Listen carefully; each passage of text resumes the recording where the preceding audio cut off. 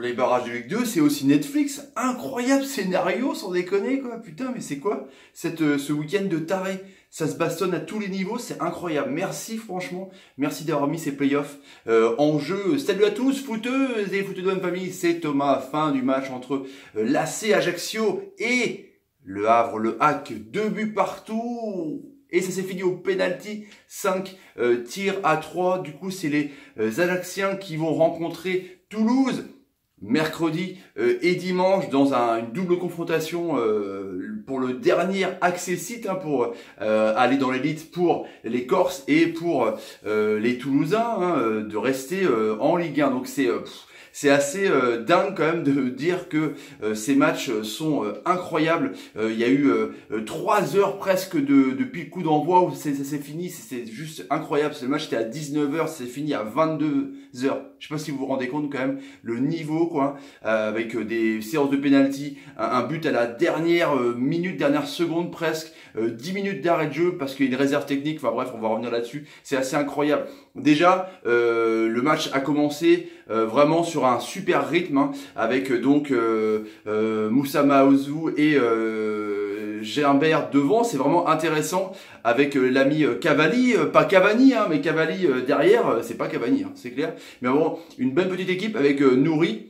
Et assez incroyable je trouve. Et du coup du côté des Havrais qui globalement avaient mis la même équipe avec donc Fontaine qui avait marqué le super but et non Bonnet. Toutes mes excuses la dernière fois j'avais confondu le capitaine Bonnet et Fontaine. Donc Fontaine derrière Mateta. Donc il y avait juste Koulibaly sur la gauche. Il était important parce qu'il est sorti et ça a un peu restructuré, je trouve en tout cas, l'équipe du Havre qui était beaucoup mieux après la sortie du latéral. J'ai trouvé ça intéressant. Justement, il était au milieu de terrain et du coup, il a peut-être un peu déséquilibré, je trouve en tout cas, Tancho, l'équilibre de la défense axiale avec Moukoudi qui fonctionnait bien contre le match contre Brest en tout cas. Enfin, c'était un peu bizarre comme équipe, mais en tout cas, c'était assez intéressant. Ferrat sur le côté, et il est énorme. C'est mon coup de cœur, Ferrat, c'est assez incroyable, un joueur technique de ouf. Il a fait des doubles contacts, il a fait des doubles petits ponts. Enfin, c'était assez dingue. Franchement, je trouve que soit il reste au Havre, soit les équipes de Ligue 1 pourront s'intéresser à lui. En tout cas, il est malheureusement acteur aussi de ce match parce qu'il a loupé son penalty face à Leka. Leka l'arrête bien de la main. En tout cas, c'est assez intéressant, la main opposée. Bon, le match a démarré. Ajaccio avait un peu plus le pied sur le ballon, c'est normal, c'est à domicile, dans un stade entre 8 et 9 000 personnes, une ambiance de folie, c'est franchement ouf. Même de la télé, c'était assez incroyable à voir ça. Et du coup, ça a commencé vraiment où les Ajacciens ont vraiment mis le pied sur le ballon, ont attaqué à tout va. Mahazou, que ce soit sur le côté, ou même quand il rentre dans l'axe, il est assez intéressant, il est assez vraiment puissant, c'est un truc de ouf. Gimbert, voilà, avec sa beubare, il est fort, il a peut-être pas le physique le plus beau pour être footballeur avec une élégance particulière, mais qu'est-ce qu'il marque des buts, qu'est-ce qu'il est incroyable sans déconner. Et justement sur cette action assez magnifique où dégagement de Leka direct, un truc à l'anglaise, à kick and rush, pouf, il dégage, il dévie parfaitement pour Gimbert, dans la course Gimbert, hop, il regarde bien le ballon et bim, hop, il trompe Thuram. Assez incroyable, but exceptionnel. Ensuite il y a eu des belles actions justement avec des beaux dédoublements avec Nouri, c'était pas mal. Nouri et Gimbert, c'était assez bien. Cavalli qui était dans ce rôle de numéro 10 mais un peu aussi en milieu défensif, dans un peu un losange, un triangle avec une pointe défensive. C'est une équipe qui joue aussi au ballon, les hommes de Pantaloni. En tout cas, c'était vraiment bien. Et du coup, après, il y a eu donc la réplique sur presque un contre et une très belle action où Mateta, donc l'ancien Lyonnais, qui est assez bon, qui a fait péter les plombs à la fin du match. On va revenir aussi, parce que c'est un acteur de dingue aussi important dans cette série, qui sont les barrages de Ligue 1, Ligue 2. Du coup, belle déviation. Bonnet, le capitaine, qui est très très bon. Temporise bien sur le côté avant de trouver Mateta qui trompe Leka. Donc un partout. But beau dans la construction, mais aussi mérité. Le 1 partout est mérité. Du coup, après, il y a eu sur une charge sur le jeune, un but refusé où Mateta justement d'une petite pichenette, enfin arrive tranquillement à mettre dans le but. Lui, il célèbre le but, il croit qu'il y a but parce qu'il y a du bordel dans le stade, mais non. En fait, il y a pas but, c'est refusé. C'est un peu sévère. Du coup, première mi-temps se finit, un partout, c'est assez équilibré. Et là, le Havre a fait une superbe deuxième mi-temps. C'est vraiment eux qui ont dominé.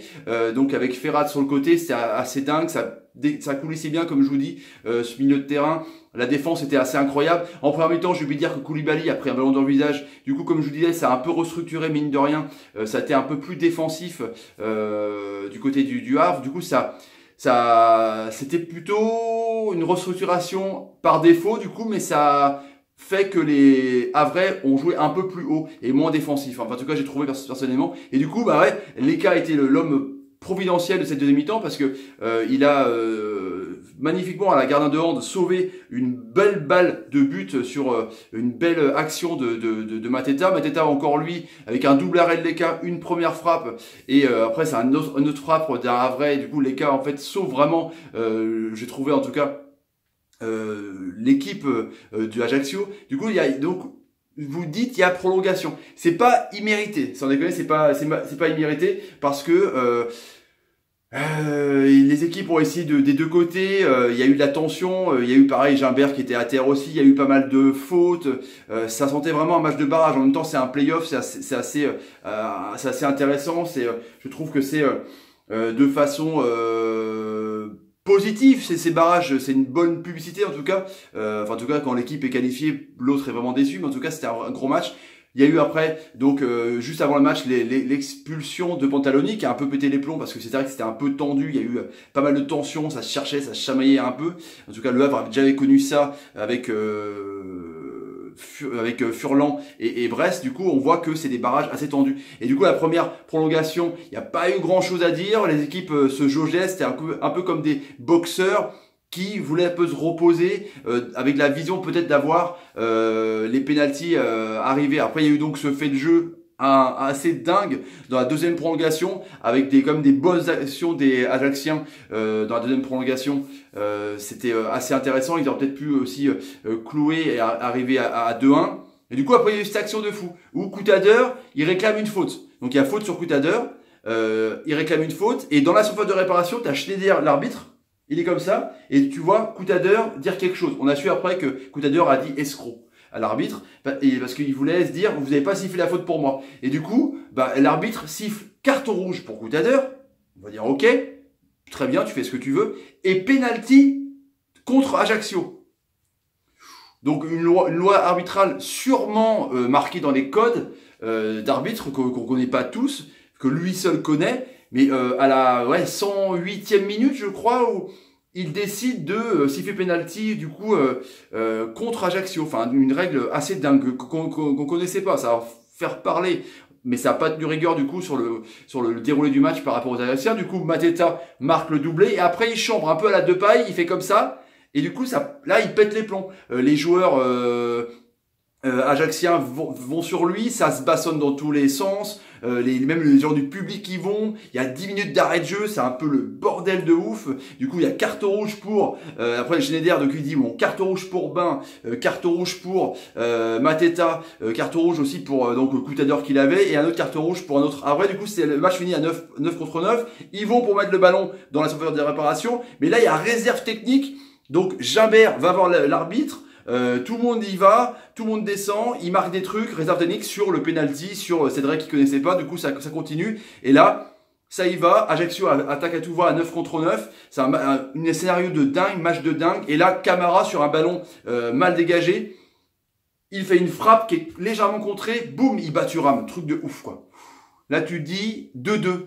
Mais magique quoi, magique le scénario, hein. Je dis pas pour une équipe ou pour l'autre, mais c'est magique comme scénario, du coup ça va au penalty, et là tout le monde marque, tout le monde y va, et Ferrat loupe son penalty, arrêté par Leka, et du coup après les Ajacciens enchaînent, et c'est Gimbert comme un symbole, lui qui a marqué un super but qui qualifie donc son équipe pour affronter Toulouse mercredi et dimanche, donc Toulouse qui aura l'avantage de recevoir pour son dernier match au Stadium, donc ce sera au stade en Corse pour match mercredi, donc un truc de dingue quand même, un match de malade mental, un scénario de fou. J'adore ces playoffs personnellement moi parce que tout se passe, c'est tendu, il y a des beaux buts et des belles actions, il y a de la tension, mais ça fait partie du football aussi. En tout cas, voilà. Donc le sondage du soir m'emmène à dire, à votre avis, non, pour vous, est-ce que vous êtes content des barrages Ligue 1 et Ligue 2? Est-ce que vous êtes content? Donc vous répondez oui et non. Oui ou non, parce que oui non, ça veut rien dire. Oui ou non, et on verra les résultats de sondage dans une prochaine vidéo. Voilà les petits amis, je vous dis à plus tard. À demain sûrement, bah ouais, carrément. Allez, salut, salut. Salut, salut, salut, salut, salut. Abonnez-vous si vous voulez. Ciao les amis, salut. Oh, quel match de dingue, mais quel match de dingue.